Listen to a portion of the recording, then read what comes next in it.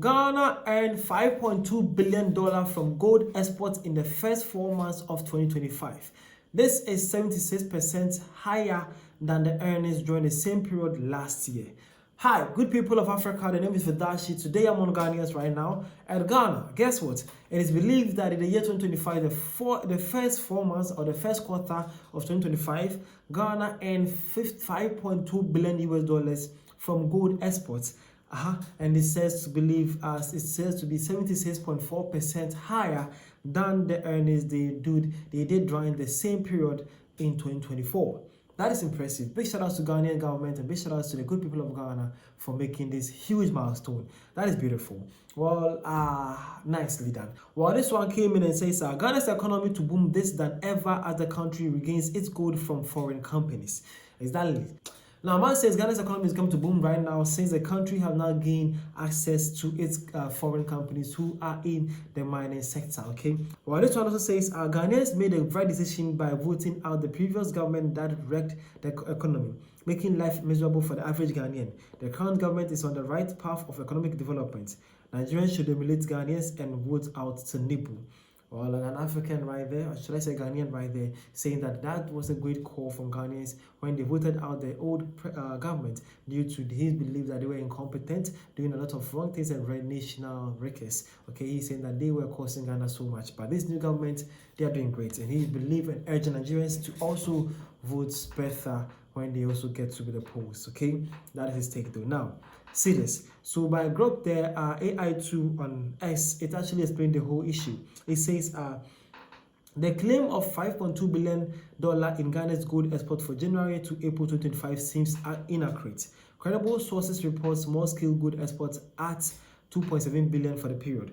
Total exports, including large-scale mining, might be higher, possibly around $6.75 billion, based on small-scale contributing 40%, but no data confirms $5.2 billion exactly.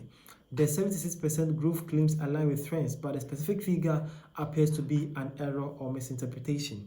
Official 2025 data is still limited, so total exports remain uncertain.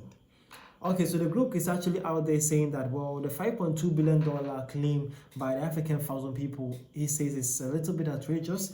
It's too big because there's no accurate data to confirm that. But yes, there's true there have been a growth in the Ghanaian gold exports. And I believe that even the small scale mining sector contributed $2.7 billion to it.